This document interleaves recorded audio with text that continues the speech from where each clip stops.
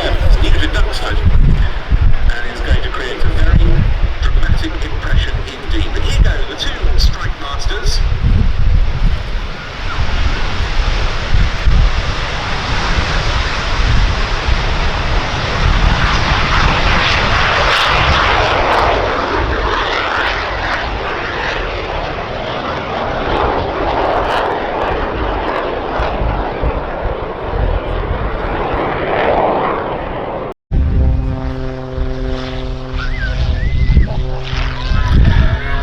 Before climbing away,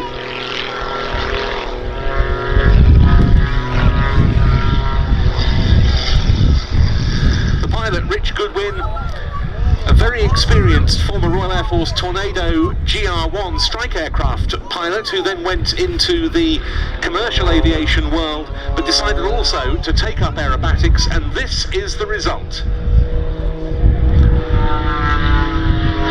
He has at his disposal 8.5 litre 6-cylinder engine of some 300 horsepower. Yes, an aircraft as small and light as the Pit Special, that delivers a remarkable power to weight ratio and thus incredible performance.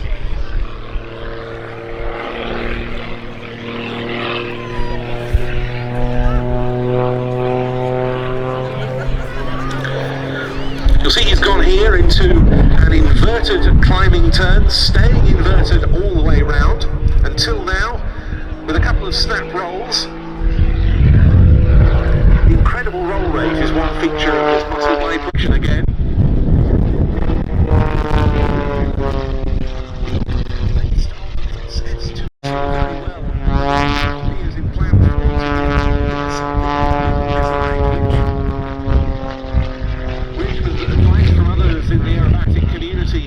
Perfected. It's unique to this aircraft. It has massive ailerons and more wing area than a standard Pit Special, and it's that really aids him in increasing this aircraft's roll rate, and at some of the moments in this display at which the low speed handling becomes apparent, because he's able to attack and continue flying at extremely low airspeeds.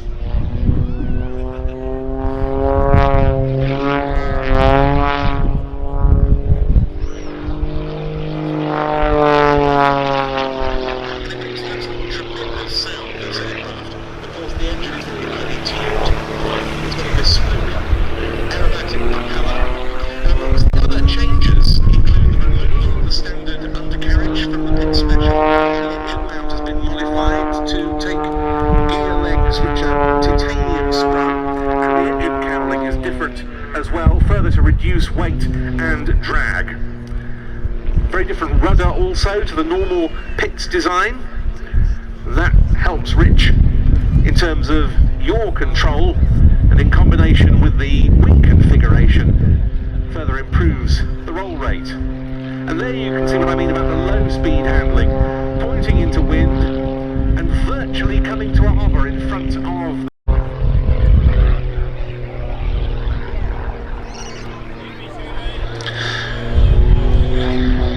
And they're showing us this aircraft's penetrating vertical capability. Just of course being mindful of this little bit of drifting low cloud over the airfield at the moment.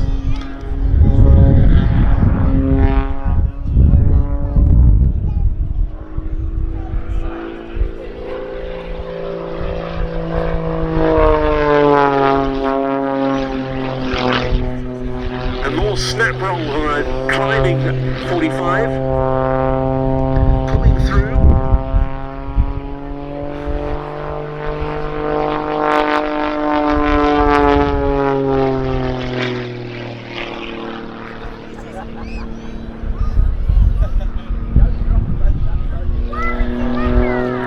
Nicely executed back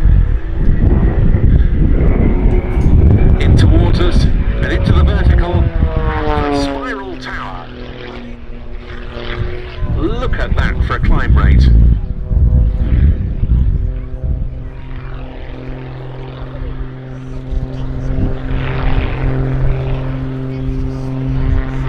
Rolling back down through his own smoke, rolling a very, very long way down through his own smoke. That is quite incredible.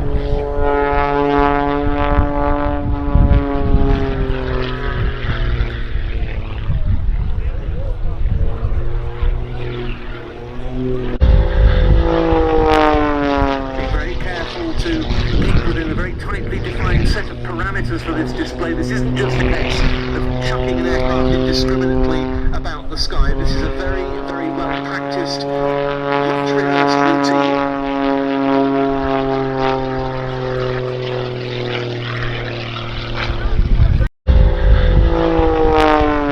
Be very careful to keep within a very tightly defined set of parameters for this display. This isn't just a case of chucking an aircraft indiscriminately about the sky. This is a very, very well practiced, much rehearsed routine.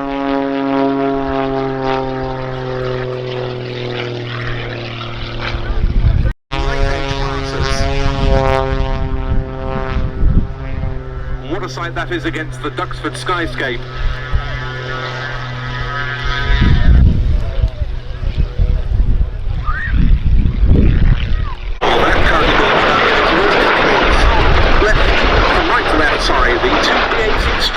From North Wales Military Aviation Services.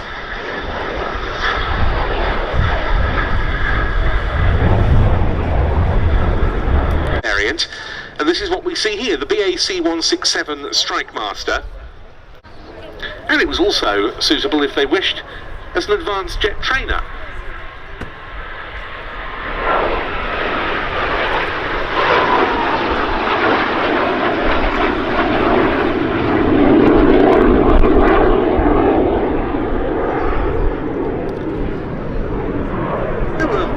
Changes to the design. The airframe was given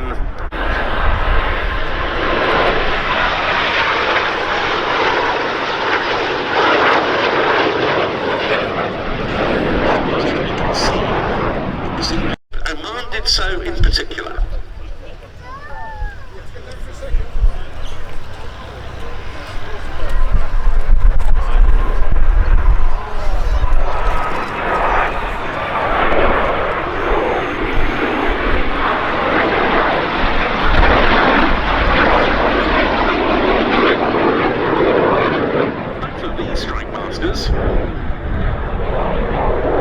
Carry Omani.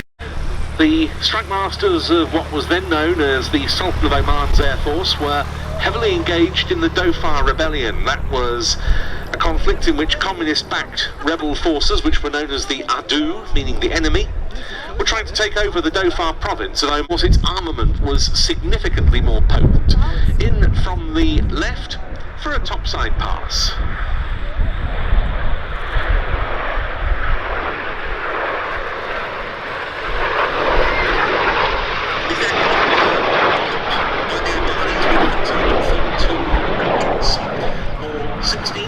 Super rockets and a pair of 540 pounds, plus a pair of 7.62mm machine guns. They even introduced a rudimentary night attack capability with these aeroplanes, latterly with target illuminating flares. And the introduction of these jets also had a major demoralising effect on the enemy forces in Dhofar. Their most famous engagement came on the 19th of July 1972. It was the Battle of Mirbat. Strike Masters were much involved. They were providing close air support to forces including elements of our own SAS, the Special Air Service. The Strike Masters carried out strafing passes and attack runs using light rockets, but it came at a cost. 3 of the Omani Strike Masters were shot down during the course of the whole rebellion. Now in come the 2 aircraft towards us for a break.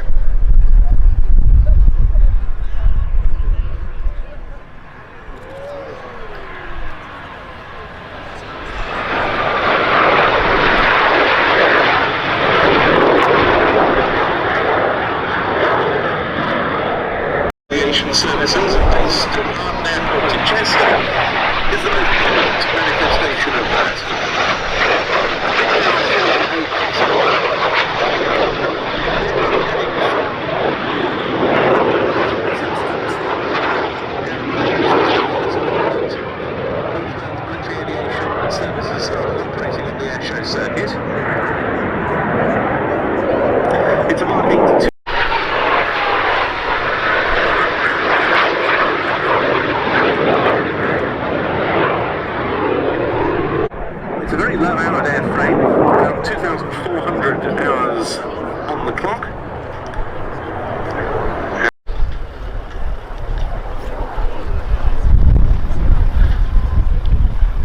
joining it is one of the newest classic jets to be put onto the British Civil Register and take to the air for the first time in UK civilian hands for quite a while.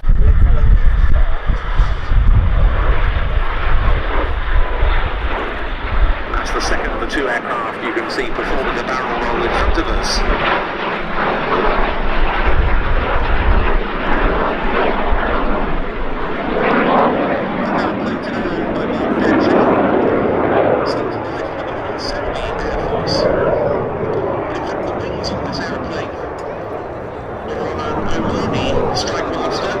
Saw service during the Duxford War, and they have repaired bullet holes in them.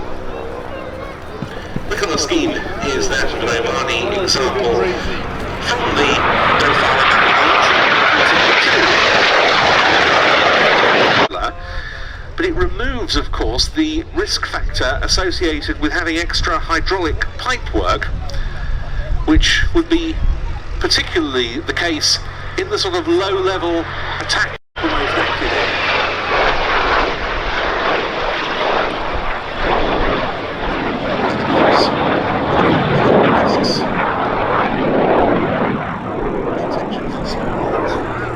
From rockets, and the effectiveness of the concept of the Strike Master was displayed many times during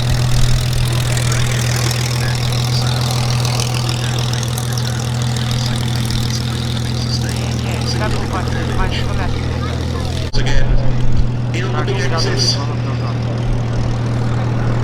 final break by the pair of BAC Strike Masters.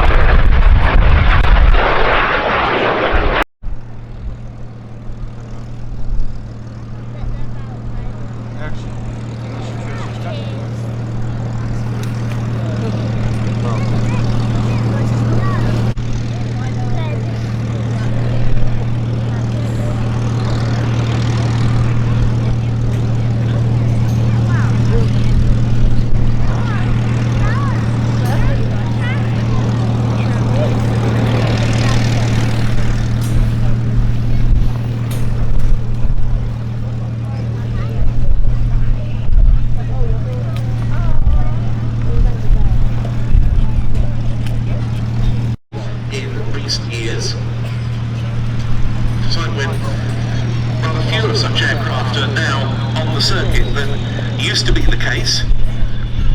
A proud Welsh company this. They employ a number of highly skilled professionals local to the Chester area to maintain a broad range of light aircraft and ex-military fast jets. That was flown by Ian Brett.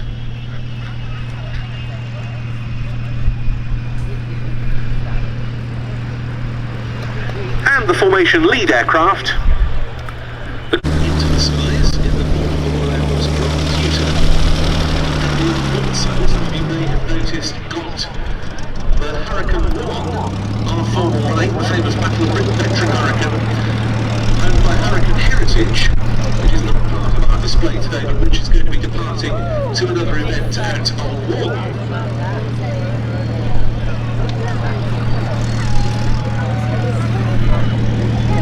The two Strike Masters, the eastern threshold of the grass runway before we release the two aircraft to roll.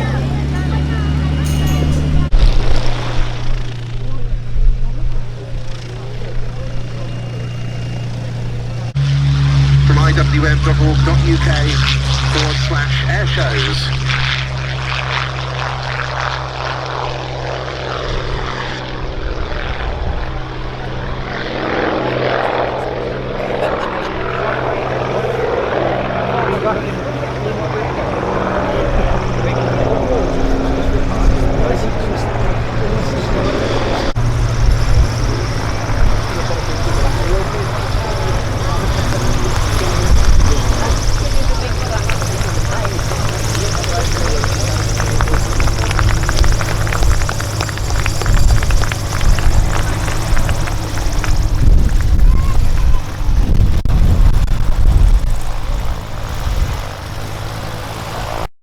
thanks to an exemption display that bit closer to you than quite a lot of the other acts on the programme this afternoon.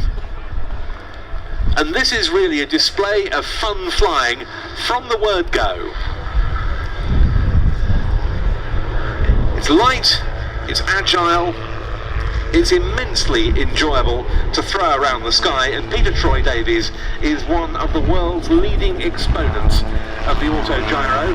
He's been flying for 40 years. He's been flying gyroplanes, gyrocopters, for 28 of them. He's been displaying them for more than 30 years now, and it was 10 years ago he became their display authorization evaluator.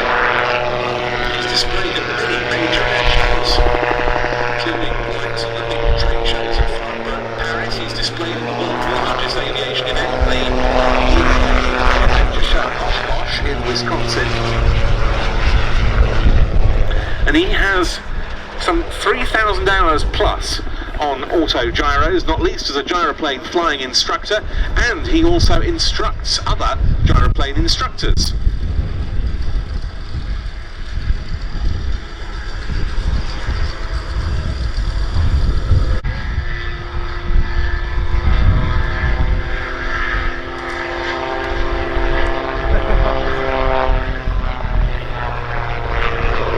The propeller on the back is being driven by the 115 horsepower Rotax 914 engine. And this is one of the most popular types of autogyro there has ever been, the Calidus, a German design from 2009. More than 1,000 of them have been sold worldwide, and it really is easy to see why. It's a practical tourer.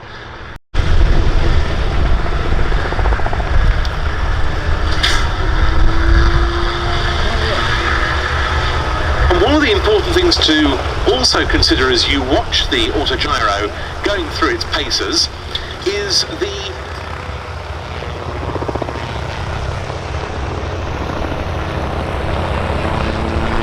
fact that this was a type of flying machine that was created such that it was impossible to store. It's capable of a speed range of between 0 and 120 miles an hour.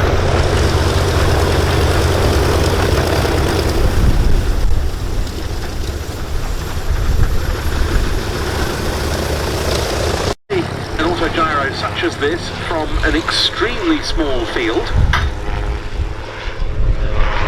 So pretty impressive. He's able to fly in a cloud base of just 200 feet and in crosswinds of up to 25 knots. You can tell why people become so easily hooked on flying autogyros once they've had their first experience. You make the runway HD navigation system. These fighting using headsets.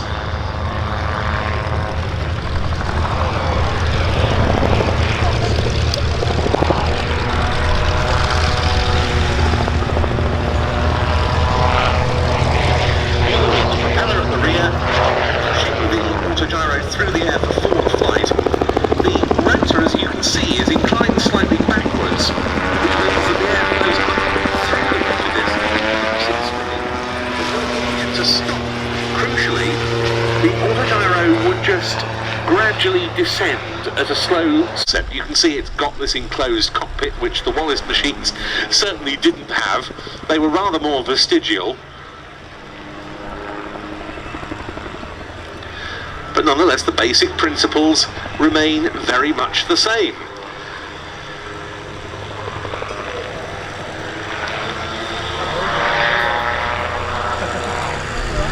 And much easier for a private owner to maintain themselves.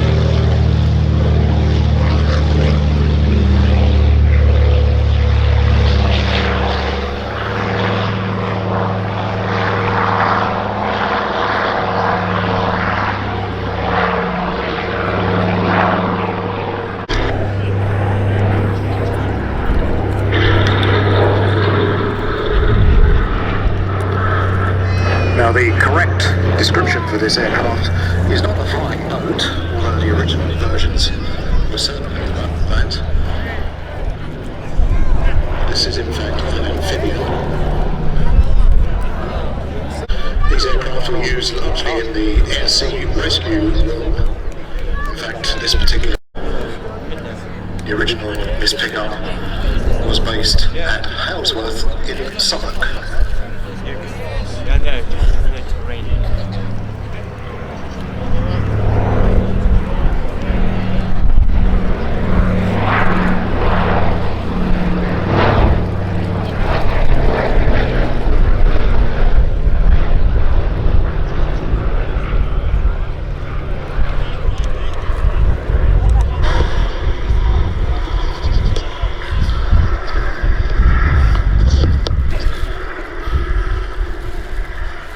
It's rather appropriate that we have these skies that we have today, because during wartime these were patrolling deep into the Atlantic as part of the anti-submarine mission.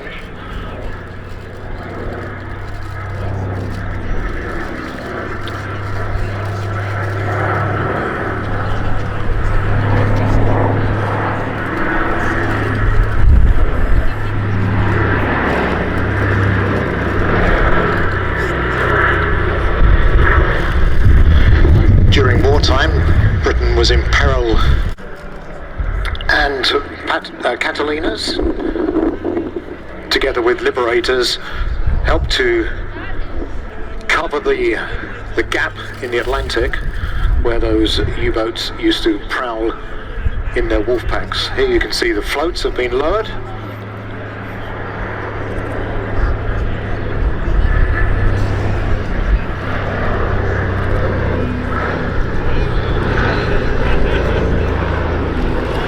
I think this is a really attractive aircraft.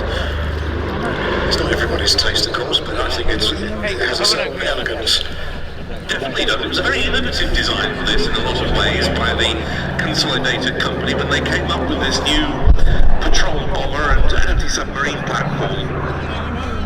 The lines up, meaning there was no need for large bulging fuel tankage elsewhere on the airframe, and the retractable wingtip floats, which we can see being retracted right now, further contributed to the low drag and thus increased the aircraft's range and performance. And that huge barn door of a wing would give it that lift that it would. So it is certainly rather ungainly to fly. But nonetheless, it can, as we can see, turn very steeply, and turn very tightly. And that was often an attribute that would have been used in wartime while engaged in lower level missions.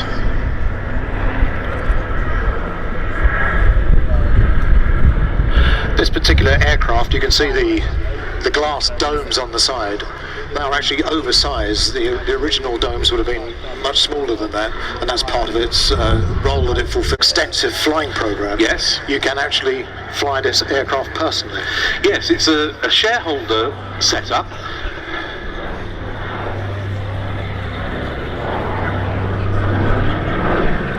Not just private pilots, in fact, but they have a certain number of non-pilot shareholder members.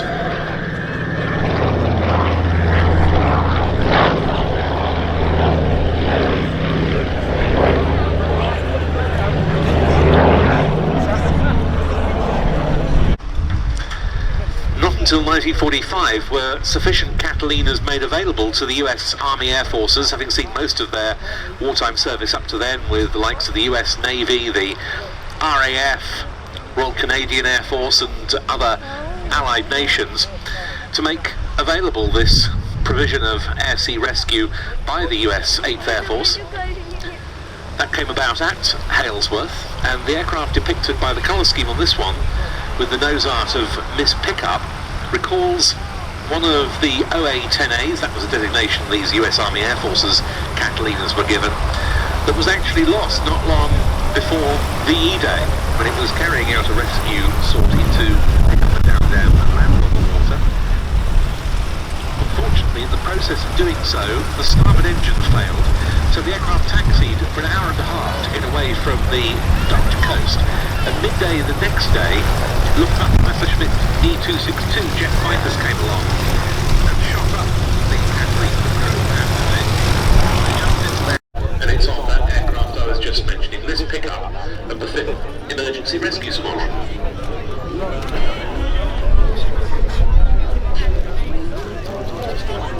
This, some of you may well remember, was the Catalina that got stuck along their get-out, as it were, because it became known as the Catalina incident, rather than the C-47 incident. It was one of those decidedly hot moments of the early stages of the Cold War. It was known popularly as the Catalina incident for many years, until finally the truth of what happened was able to be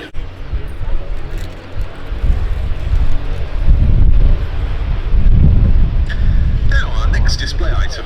Getting into the air, the 6 Vans RV-8s of Team Raven.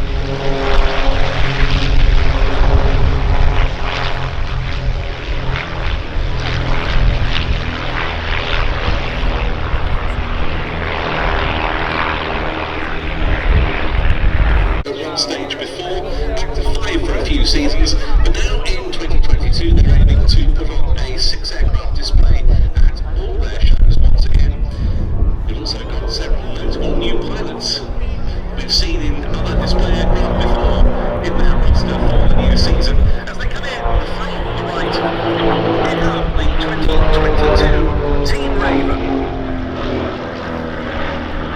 Pulling up initially in Delta formation for a loop.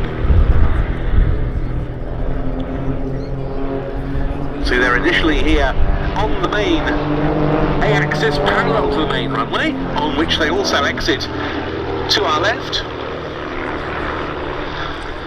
The leader calling the team to the right. And they're staying in this Delta formation for an underside pass. The leader of Team Raven for 2022 is Simon Shirley, known as Sid. He's in his 9th season as a display pilot. He's a former RAF fast jet pilot, around 5,500 flying hours in his logbook. Particularly experienced Sid on the Tornado F3 air defence aircraft. He's also been a qualified flying instructor on the Hawk, on the Grom Tutor, and on the new Grom Prefect. He's currently a full-time reservist qualified flying instructor and flight commander of the Air Experience flight on the Universities of Wales Air Squadron at St Athan.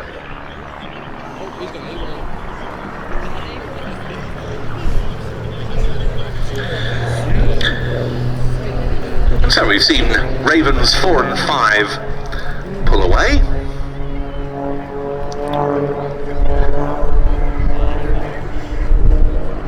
As they take to the B-axis, running in towards us, pulling up, and about to perform upward rolls to the right.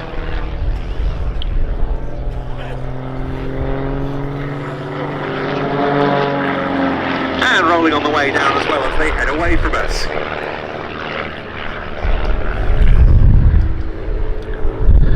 The other 4 aircraft have meanwhile changed to Ops formation, and they're coming in for this. So named because the aircraft will, in effect, describe the outline of the inside of a barrel.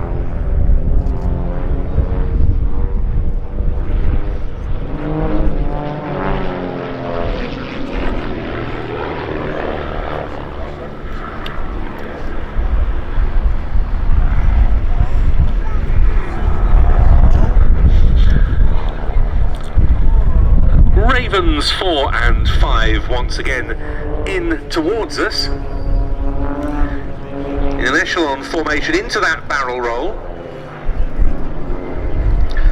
but changing in the course of it to line astern, coming up and rolling left now.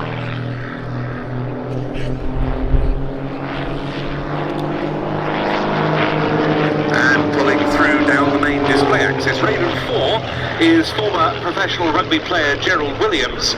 Raven 5, airline pilot and ex-military pilot Mark Southern. And as they exit to the left, in come the other aircraft, with 3 in formation and the 4th barrel rolling around their smoke. That's a pass they call Cyclone.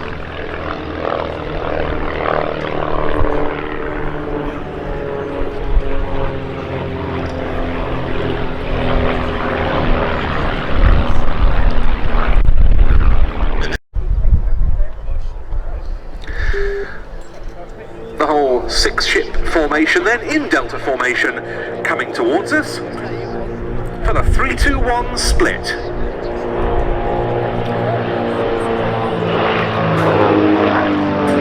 Numbers 4 and 5 breaking either side, 6 going vertical for a stall turn, as 1, 2 and 3 split heading away from us on the B-axis.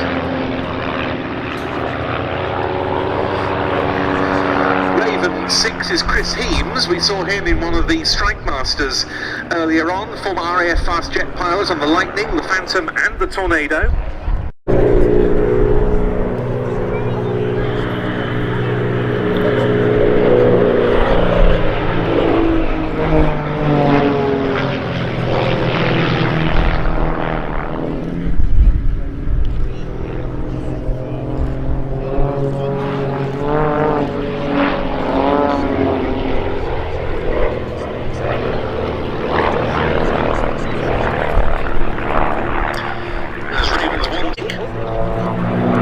See numbers 4, 5 and 6 coming in from the right from a wide line abreast loop.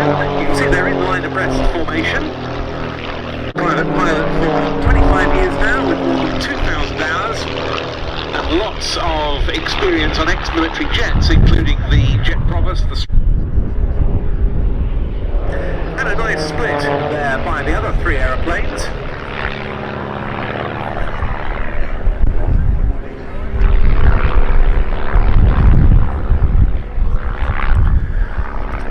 And 6 for a double loop before the tail chase.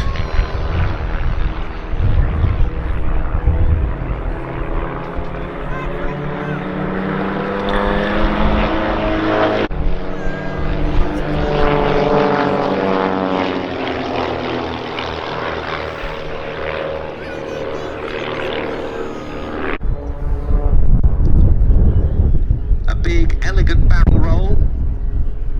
You can see the formation changing.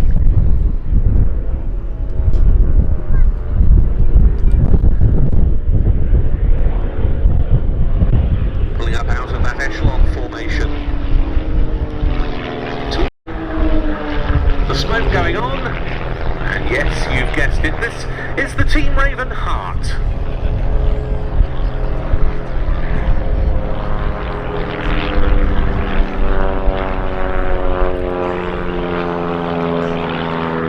Number 6 Pier.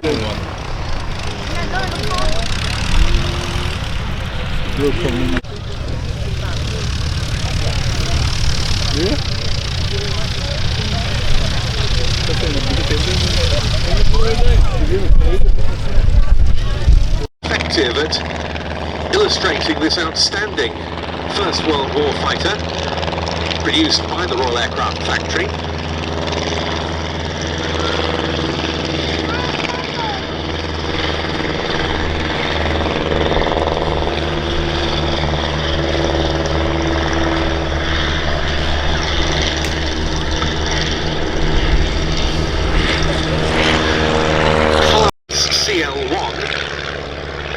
And then the 2 very distinctive Fokker DR1s, the Dreideckers, the triplanes. One of the aircraft types most emblematic of the aerial fights of the Great War.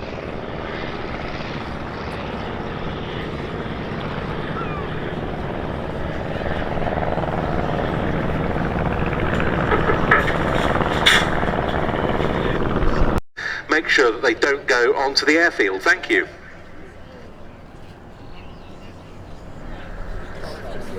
But now back, as I say, to the battlefields of the First World War, a time when aerial warfare was still very much in its infancy, and the aircraft that waged that war were, by today's standards, extremely primitive, though at the time they incorporated all of the latest advances in the aeronautical art. This is the 2022 display by the Great War Display Team. Two SE5s first in and turning away as we look at them to orbit above the formation. Nearest us is the Junkers CL-1 with one Fokker triplane on its tail, heading away from us in the other direction, one SE-5A with the other Fokker. Now the thing to remember as these little aeroplanes go through their paces is that these were aircraft that were built from wood and fabric. They've been designed with rudimentary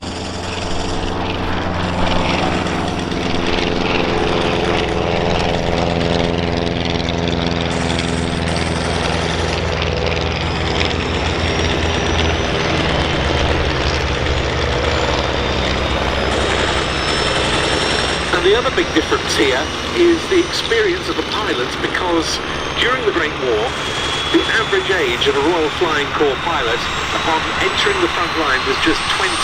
And by that point, in spite of the establishment very successfully of, in the UK, the Central Flying School back in 1912, the training they would have received was pretty rudimentary, at least particularly early on, without parachutes. But I believe, Colin, one of the biggest fears was consumed by fire. Yes, of course, aviation fuel is very volatile. And the whole business that you mentioned there about they flew without parachutes, not because parachutes hadn't been invented. From left to right, the first of the in July 1917, and it was developed in significant part as a result of the Duxford triplane. It's recently been sold, it isn't part of the team anymore. The DR-1 equipped with two spat-out machine guns. It was built to the tune of very small numbers, in fact, for an aircraft that was so famous. Just 320 of them were constructed by plane aces. But the reason its production was curtailed at the 320 was in part down to serious structural problems that the aircraft suffered, especially wing failures, that the biplane Fokker D7 started coming into service, and that brought about quite a rapid end to production of the triplane. It was agile, and it had an excellent rate of fire, which enabled it to join a fight very quickly. Of wings sweep back, you've got heavy cannon armament, and when it came to the Korean War of 1950 to 53, these attributes proved very useful when the aircraft came up against its most famous adversary, the US Air Force's North American F-86 Sabre.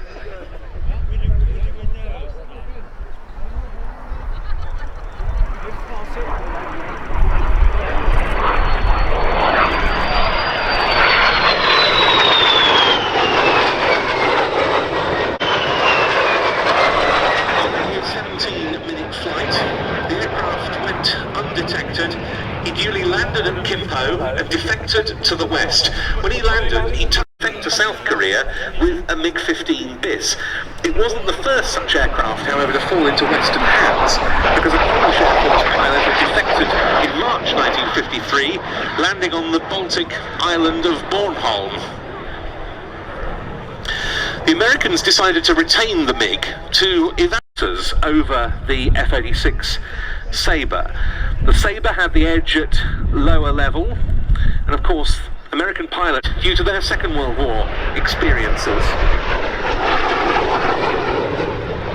However, the MiG-15 was seen to have a better climb rate than its adversary. Against that, the MiG's handling characteristics in some regimes were somewhat trickier. That airframe that had been surrendered was then shipped to Wright-Patterson Air Force Base in Ohio for further evaluation against different types of US aircraft.